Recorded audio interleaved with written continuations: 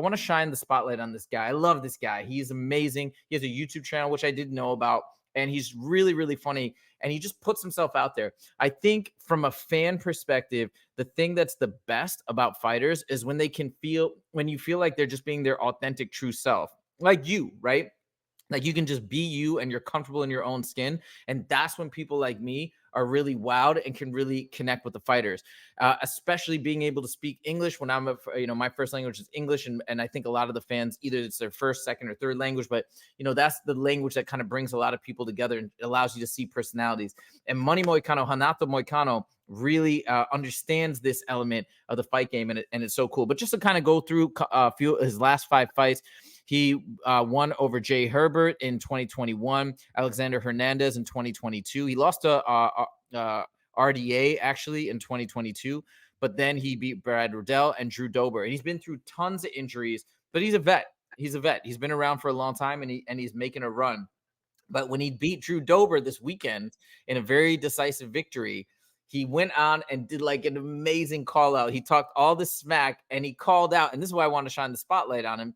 He called out my favorite YouTuber in the space, and one of them, let's say, but I'd say kind of the person I listen to the most, MMA Guru. If you haven't checked him out, if you love MMA, you probably know who he is. But if you haven't checked him out yet, definitely do so. He's incredible. But yeah, and like everybody's talking about it. He made fun of him. He called him fat, and I don't know, it's just hilarious. But I want to turn it over to you and get your take on what he's doing with his social media presence and how he's just getting such a big buzz. Like, what do you think of his strategy, I guess you could say? Love it. It's out of the box, man. It's getting eyes on him, kind of taking like a slower version of Sean Strickland. He comes out, after he beats Drew Dober. And let me tell you, I've trained with Drew Dober before. This guy is a fucking killer, bro. He looks like a G.I. Joe figurine. The guy is in incredible shape. He's super strong. He's super explosive. For him to go out and, win decisively against such a tough guy, hats off. But to come out in the post-fight thing, and he's like, we're in the U.S., I love America. I want to get my citizenship. I want to be a cop. I want to kill all the bad guys. Like, do you know how that's the most Republican thing you could ever say? You just swayed half the country that are all Republican. They're like, all right, this guy wants, support cops, guns, wants to take care of all the bad guys. I fucking love it. And I have no political stance. I'm not Republican or Democrat. I'm Justin James. But from that kind of a standpoint, what a bold statement to say. And man, look it's bold. Here's the thing. If we're talking about it, he's doing something right. You know what I mean? Although we're a small show, if we're talking about it, everybody's talking about it. This guy is, he caught my eye. I like his attitude. I like the things he had to say, and I will be tuning into his next fight because of it. The thing is, too, about him or anybody in the space, even if they're espousing views that I think people might disagree with, what people resonate with, same with Sean Strickland, right? We talked about this. He's being authentic to himself, and everybody can respect that. And I think people are getting behind it. All right. So what he talked about too today, which I thought was amazing. I've mentioned this on the show, and I'm trying not to be like, it's a weird subject because it's not like some people, hey, Portuguese is their first language or Italian or whatever, right? It's not saying that everybody needs to speak English, but I got to tell you from the fan perspective, from my perspective, the best thing about the sport is when you feel like you can connect with the fighters and kind of get a real good understanding of their personality and their vibe. And being able to speak in English, not having that translator, man, it makes such a difference. And he talked about it today. And I want to get your thoughts on what he said.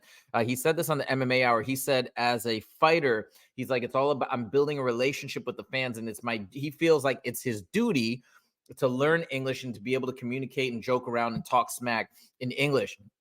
They also brought up 2 huge Brazilian stars who don't speak English, and they still managed to get a big fan base. Alex Pereira and Charles Oliveira, right? And he was saying, imagine if those 2 spent the time and actually took English lessons. Probably wouldn't even need that long to get just where they can start saying some things. And Oliveira did say a couple things in English last time, and it was amazing. What do you think that would do for their careers if they actually did start learning English? Dude, you're hitting the nail right on the head. You're spot on. Oliveira, the reason he's so popular is because he's so good. And not only is he so good, he's highlighting everybody.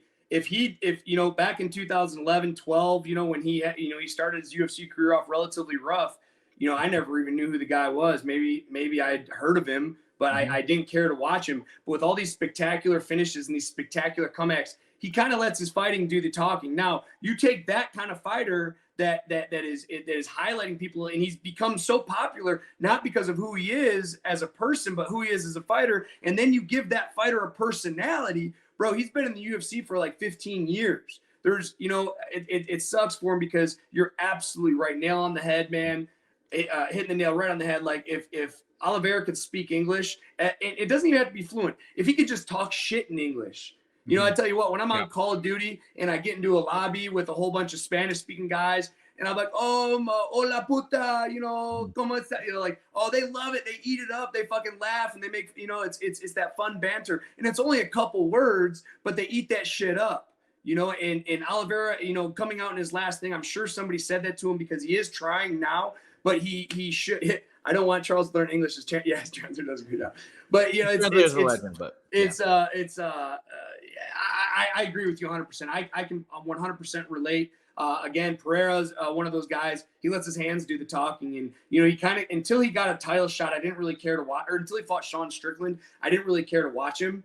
But now that he's in title contention, obviously same thing with Oliveira, he's going to be shown. But we're talking about a guy that isn't in title contention yet. He's building that fan base. So when he gets there, he's gonna make twice as much money, if not 3 times as much money, twice the fan support, and the pay-per-view buys are gonna be through the roof.